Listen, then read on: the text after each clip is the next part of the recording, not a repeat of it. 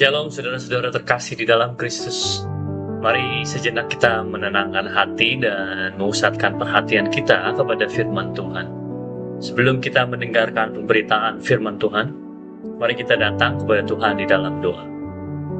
Bapa, kami yang di surga, kami bersyukur untuk waktu dan kesempatan yang Kau berikan kepada setiap kami di hari ini. Sebelum kami belajar dan mendengarkan firman-Mu, kami memohon supaya Engkau membuka hati dan pikiran kami melalui Roh Kudus yang tinggal di dalam kami. Tolong kami agar kami mampu memahami setiap maksud Tuhan dari penyampaian firman-Mu ini. Siapkan hati kami untuk menerima teguran kasih dan juga dorongan kasih-Mu, supaya hidup kami semakin dibentuk oleh kebenaran firman Tuhan saja. Terima kasih Tuhan, di dalam nama Tuhan Yesus kami berdoa. Dan kita semua yang percaya bersama-sama berkata, amin. Demikian bacaan firman Tuhan yang diambil dari Lukas 18 ayat 9 sampai yang ke-14. Judul dari narasi firman Tuhan ini berjudul The Parable of the Pharisee and the Tax Collector. Demikian pembacaan firman Tuhan. Dan kepada beberapa orang yang menganggap dirinya benar dan memandang rendah semua orang lain, Yesus mengatakan perumpamaan ini. Ada dua orang pergi ke bait Allah untuk berdoa. Yang seorang adalah Farisi dan yang lain pemungut cukai. Orang Farisi itu berdiri dan berdoa dalam hatinya begini, Ya Allah, aku mengucap syukur kepadamu karena aku tidak sama seperti semua orang lain. Bukan perampok, bukan orang lalim, bukan pezina, dan bukan juga seperti pemungut cukai.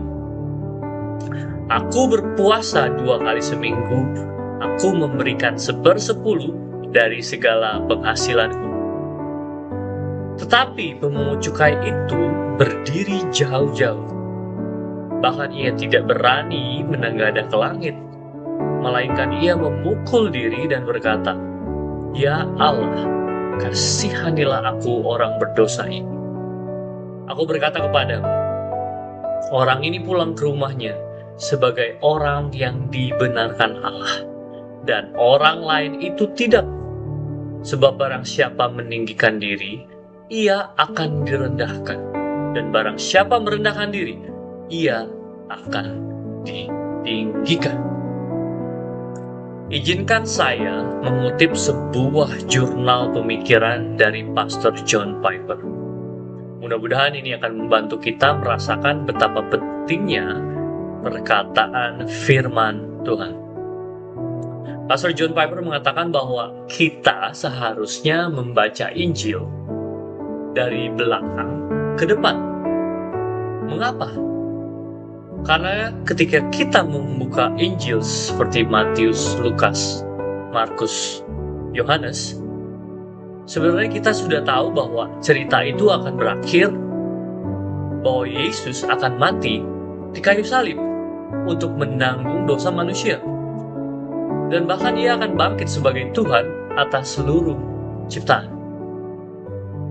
Karena kita sudah tahu, akhirnya maka setiap perkataan Yesus, setiap mukjizat dan setiap perumpamaan harusnya kita baca dengan mengingat satu hal. Semua perkataan firman Tuhan sedang mengarah kepada salib dan kebangkitan. Artinya, perkataan Yesus bukan sekedar nasihat kehidupan. Bukan hanya tips untuk hidup lebih baik, membesarkan anak, atau membangun kehidupan yang berhasil. Firman Tuhan berbicara tentang sesuatu yang jauh lebih serius, yaitu hidup dan mati secara rohani. Perintah-perintah Yesus menggambarkan seperti apa kehidupan manusia yang baru, manusia yang sudah diselamatkan oleh anugerah Tuhan, manusia yang telah melihat kemuliaan Kristus, dan manusia yang menyadari betapa dalamnya dosa di dalam diri kita. Pada titik ini, seseorang akhirnya bisa berkata, "Tidak ada apapun di dalam diriku yang membuat aku layak di hadapan Tuhan. Hanya karena apa yang Kristus lakukan bagiku." Dan jika Injil belum membawa kita pada sampai kesadaran ini, jika kita masih mengandalkan diri sendiri, maka kita sangat mudah akan menyalahgunakan ajaran dari Tuhan Yesus. Perintah Tuhan bisa berubah menjadi beban yang sangat berat, atau bahkan menjadi alat untuk merasa lebih benar memperbandingkan kepada orang lain.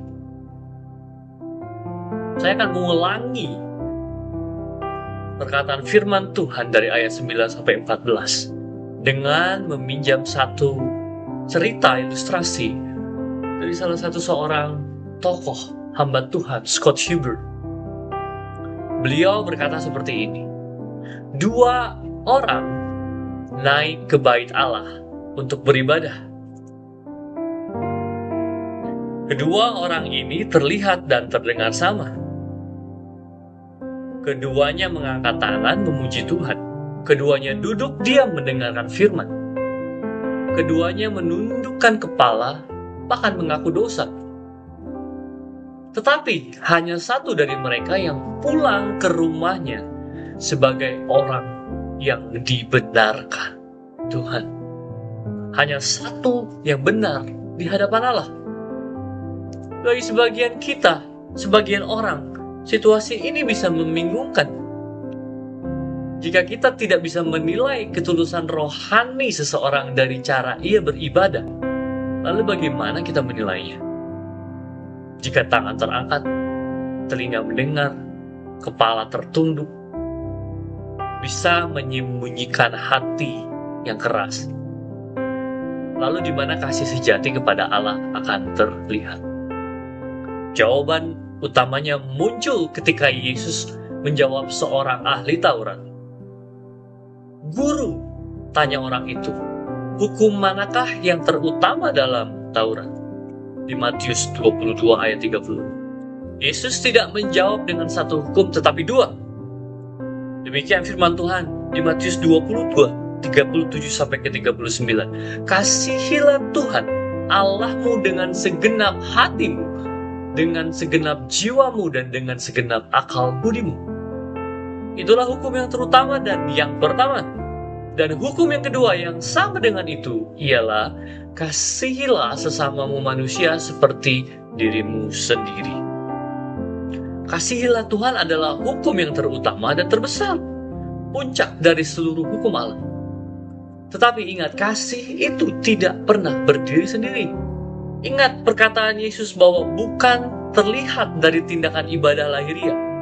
Kasih kepada Allah terlihat atau tidak terlihat dari cara seseorang memperlakukan sesamanya. Lihat, dan hukum yang kedua yang sama dengan itu. Yesus sedang menegaskan bahwa hukum kedua setara pentingnya dengan hukum yang pertama. Artinya, mengasihi Allah tidak bisa dipisahkan dari mengasihi sesama manusia.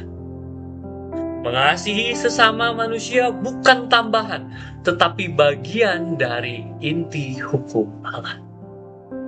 Jadi jika engkau ingin melihat ketulusan rohani seseorang dengan lebih jelas, jangan hanya melihat mereka di dalam gereja. Lihat saat mereka berkumpul bersama keluarganya, anak-anaknya, suami, istri. Lihat saat mereka ada di tempat kerja. Lihat saat mereka ada di jalan raya. Lihat saat mereka sedang tersinggung karena engkau akan mengenal dari kasihnya kepada sesama. Mari kita akan lihat di ayat yang ke-9 firman Tuhan berkata, "Dan kepada beberapa orang menganggap dirinya benar dan memandang rendah semua orang lain." Yesus mengatakan perumpamaan ini. Perhatikan ayat ini. Kepada beberapa orang Yesus mengarahkan perhatiannya yang ada pada saat itu. Jadi Yesus sedang menceritakan suatu kelompok yang ada di depan dia. Yesus tidak sedang menceritakan orang lain, tetapi sedang berkata langsung kepada mereka. Kalau kita bisa lihat di ayat yang pertama di Lukas pasal 18, perumpamaan tentang janda miskin dan hakim yang tidak adil, di ayat 1 bermaksud untuk mengajar. Dan di ayat 9 ini dimaksudkan untuk menegur. Dan hal yang harus kita perhatikan, kitab Lukas tidak mengatakan bahwa orang-orang ini adalah hanya orang Farisi. Mereka bisa siapa saja, bahkan bisa murid-murid Yesus sendiri dan kita yang ada di tempat ini. Alkitab menunjukkan di Lukas 9 ayat 46, murid-murid bertengkar soal siapa yang terbesar. Bahkan di Lukas 22 ayat 24, di malam terakhir sebelum Yesus disalib, mereka masih bertengkar soal siapa yang paling hebat. Jadi memandang rendah bukan masalah satu kelompok saja. Ini adalah suatu penyakit, suatu virus yang bisa menjangkit ke siapa saja yang beragama, yang melayani, atau yang merasa sudah cukup baik. Ini adalah kesombongan rohani dan bukan cuma soal meremehkan orang lain. Ini cara kita memandang seseorang sambil berkata dalam hati, aku lebih rohani, aku lebih layak, aku lebih benar, aku lebih dekat sama Tuhan daripada mereka. Dan sepanjang sejarah gereja sudah membuktikan, begitu seseorang mulai sibuk dengan performance rohaninya sendiri, penyakit hati yang keras dan sombong akan cepat menyebar. Ia mulai merasa hanya dia yang benar, hanya kelompoknya yang benar, hanya caranya saja yang murni, hanya dirinya saja yang baik. Yesus tunjukkan itu lewat orang Farisi. Mereka bukan salah karena berpuasa atau memberi persepuluhan. Yesus sedang membuka dua kenyataan tentang doa. Yang pertama, ada orang yang kelihatannya baik, rapi, dan rohani, disiplin, tetapi hatinya sombong. Orang Farisi itu disiplin, moralnya rapi, tapi ia datang ke hadapan Tuhan sambil meninggikan diri. Tuhan tidak terima doa seperti ini. Lalu yang kedua, ada orang yang hidupnya berantakan, penuh dengan kegagalan, kesalahan. Tapi dia datang dengan hati yang jujur dan hancur merendahkan diri di hadapan Tuhan. Pemungut cukai itu banyak salahnya, tetapi ia datang sambil mengakui dosanya dan minta belas kasihan kepada Tuhan. Tuhan justru menerima orang seperti itu. Tetapi mungkin kita semua ada timbul satu pertanyaan. Kalau pemungut cukai yang hidupnya kacau bisa dibenarkan, apakah itu berarti standar perilaku atau praktek kita sehari-hari jadi rendah? Tentu tidak. Tidak ada bermaksud dari perkataan Yesus untuk menurunkan standar dari moral. Tidak ada perkataan yang menurunkan dari standar dan keutuhan moral tersebut. Jadi ini tidak bisa dijadikan alasan untuk kita berlaku terus-menerus melawan kehendak Tuhan. Ingat bahwa pemungut cukai datang kepada Tuhan dengan hati yang sadar akan dosanya. Pemungut cukai itu datang bukan untuk membenarkan dosanya di hadapan Tuhan. Di ayat yang ke-13, dia berkata, kasihinlah aku Tuhan, orang yang berdosa ini. Tuhan Yesus sedang mengoreksi cara manusia memahami perilaku baik. Tuhan Yesus sedang menyusun ulang urutan struktur kehidupan rohani kita. Bahkan dalam Matius 5 sampai yang ke-7, Yesus menunjukkan bahwa dosa bukan hanya soal tindakan, tapi semua berawal dari hati. hati kita. Di Matius 5, ayat ke-21 sampai ke-22, ditekankan marah di hati adalah akar pembunuhan. Lalu di ayat yang ke-27 sampai ke-28, nafsu di hati adalah perzinahan. Jadi semuanya ini adalah definisi standar yang akhirnya kita harus lihat kesempurnaan yang kita punya hanya terjadi saat kita datang mengaku dosa kita, merendahkan diri di dalam Kristus. Artinya, standar moral bukan hanya perilaku luar, tetapi kondisi hati kita. Dari pembacaan ayat ini, ada dua hal yang saya mau sampaikan dan mau tinggalkan kepada saudara-saudara sekalian. Yang saya mau bagikan untuk kita memperhatikan apa yang kita doakan. Untuk kita melihat hati kita dan melihat kehidupan doa kita dengan penuh kesadaran akan kasih Tuhan. Yang pertama,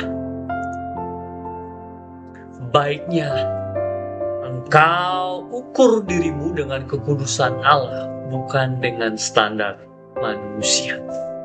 Di ayat ini, orang Farisi sedang membandingkan dirinya dengan pemungut cukai itu.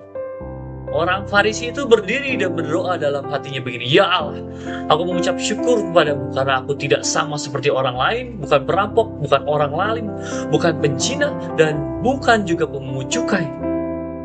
Ada dua hal yang kita bisa ambil dari ayat yang ke-11 ini. Yang pertama, ingat baik-baik. Tuhan tidak terkesan dengan posisi tubuhmu. Tuhan melihat posisi hatimu. Orang Farisi ini berdoa berdiri. Berdiri saat berdoa adalah hal yang normal bagi orang Yahudi, bukan tanda kesombongan. Pemungut cukai juga berdiri. Jadi posturnya bukan isu utama. Tapi perhatikan, dalam terjemahan bahasa Inggris di New King James Version disebut pray with himself. Saat disebut berdoa dalam hati, artinya pray with himself. Ini berarti tidak benar-benar berbicara kepada Allah.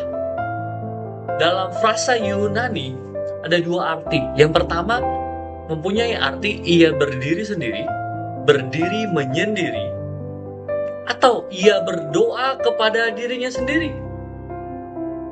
Terjemahan kedua, menurut para komentator menegaskan lebih tepat.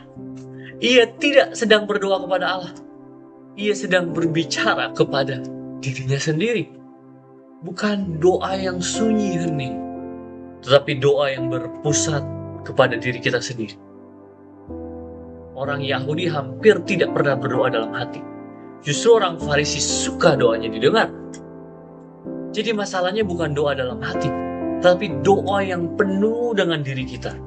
Isi doanya semua tentang dia kecil, bukan dia besar.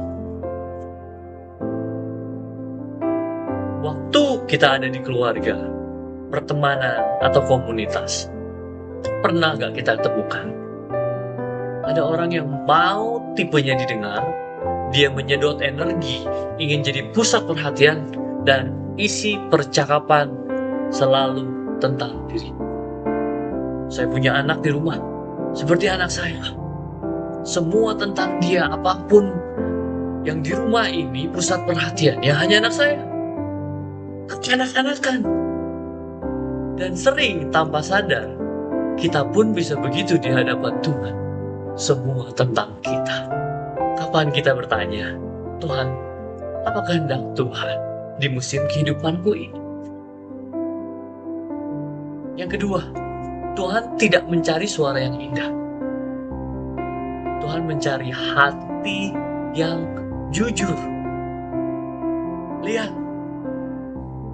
di Mazmur 51 ayat 17, korban sembelihan kepada Allah ialah jiwa yang hancur. Hati yang patah dan remuk tidak akan kupandang hina.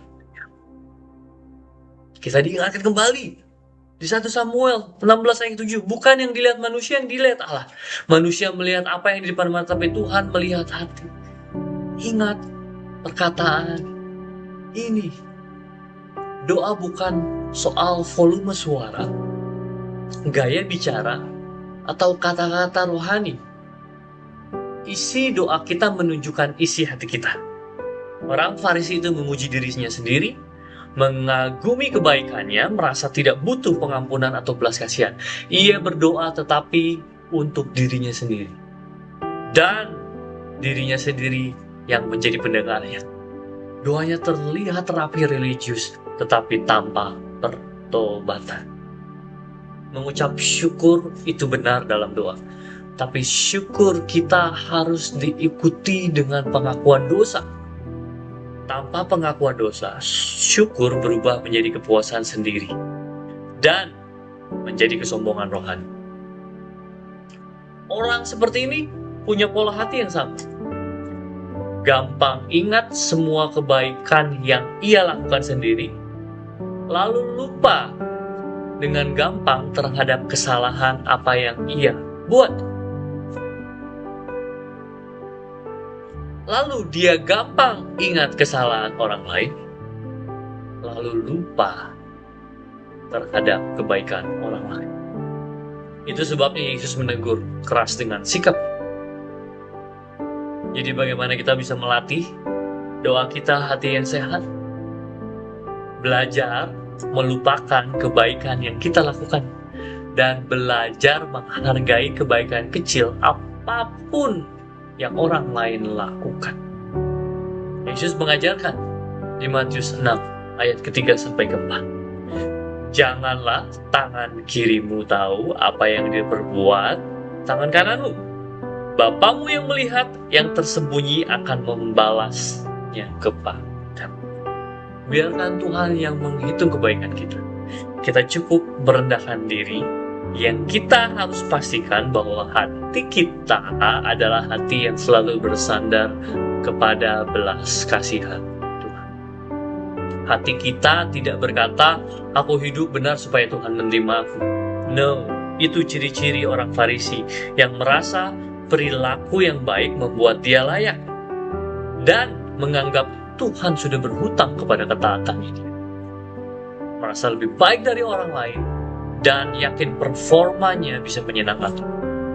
Biarkan hati kita berkata, aku hidup benar karena Tuhan sudah mengasihi aku, memampukan aku.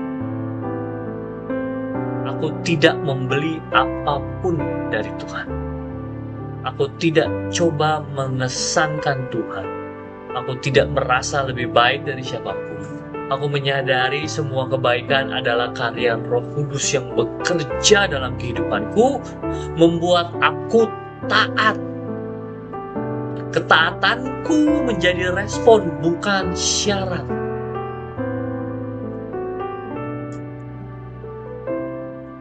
Ingat baik-baik.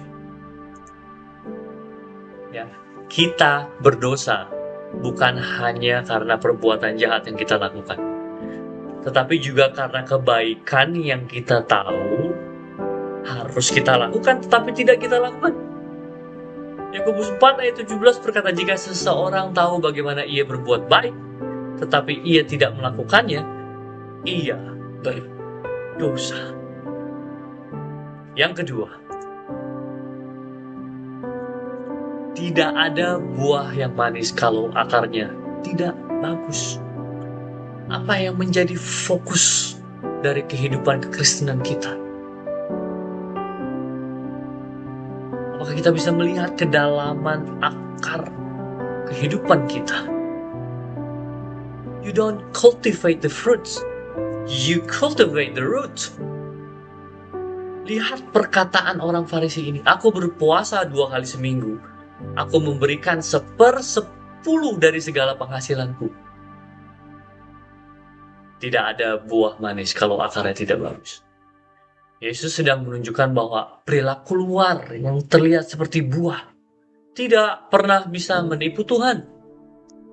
Karena akar, hati, motivasi, dan kebergantungan kita akan selalu terbongkar di hadapan Tuhan. Dan ini terlihat jelas dari orang Farisi yang berdoa. Pertama, perhatikan. Ia menghindar dari apa yang tidak ia lakukan, lalu beralih membanggakan apa yang ia lakukan. Perkataannya, aku berpuasa 2 kali seminggu. Orang Farisi ini menghindar dengan apa yang ia tidak lakukan. Dia bangga dengan apa yang dia lakukan. Puasa 2 kali seminggu tidak pernah diperintahkan di dalam hukum Musa. Itu hanya tradisi Farisi yang berkembang, yang biasanya terjadi pada Senin dan Kamis. Mereka menjadikan puasa sukarela ini sebagai bukti untuk meningkatkan level kekudusan mereka. Ini bukan sedang menyembah Tuhan. Ini sedang memamerkan performa rohaninya. Karena prinsip dasarnya jelas. Saat kita mau memamerkan sesuatu, kita memamerkan apa yang kita punya. Selalu tidak akan kita pamerkan apa yang kita tidak punya. Yang kedua, ia memberikan 1/10 dari segala penghasilannya. Ingat baik-baik. Orang Farisi ini sedang membanggakan diri karena ia memberikan semua 1/10 dari hal-hal yang kecil. Daun mint, adas manis, jintan, rempah-rempah, dan apapun yang ia dapatkan, ia berikan. Padahal secara alkitabiah, 1/10 hanya diwajibkan dari hasil tanah aja. Bukan dari semua barang yang ia miliki. Artinya, ia bangga karena ia melampaui hukum Musa. Dari hal di atas ini, kita bisa bertanya jujur kepada diri sendiri. Apakah ada hal-hal yang sebenarnya kita tidak punya, tetapi kita tutupi dengan membanggakan hal-hal yang kita punya secara berlebihan? Kadang kita ingin kelihatan baik, kelihatan manis, kelihatan berhasil, kelihatan kaya, kelihatan dibutuhkan, bahkan kelihatan penting. Semuanya ingin kelihatan. Tetapi yang tidak kelihatan adalah siapa kita sebenarnya. Kita poles, kita fokus sama buah kehidupan kita. Padahal akarnya bermasalah. Kita rawat pencitraan, image kita di depan orang. Padahal hati kita kering. Kita tidak pernah ketemu Tuhan. Kita bangun penampilan kita, padahal Tuhan tahu kedalaman hati kita. Masalah ini jauh lebih dalam daripada sekedar puasa dan persepuluhan. Orang Farisi ini memilih untuk mempraktekkan ketaatan yang mereka suka saja. The Pharisee practiced active obedience. Ia memilih ketaatan yang mudah, aman, dan menguntungkan citra dirinya. Ia taat pada hal-hal yang bisa dipamerkan, tetapi mengabaikan hal-hal yang penting yang menuntut, yang sesuai dengan kehendak hatinya Tuhan. Ini bentuk ketaatan yang berkata, saya taat pada bagian hukum yang membuat saya terlihat rohani. Ia menggunakan sistem hukum Musa untuk membangun nilai dirinya sendiri di depan orang lain, bukan untuk menyembah Allah.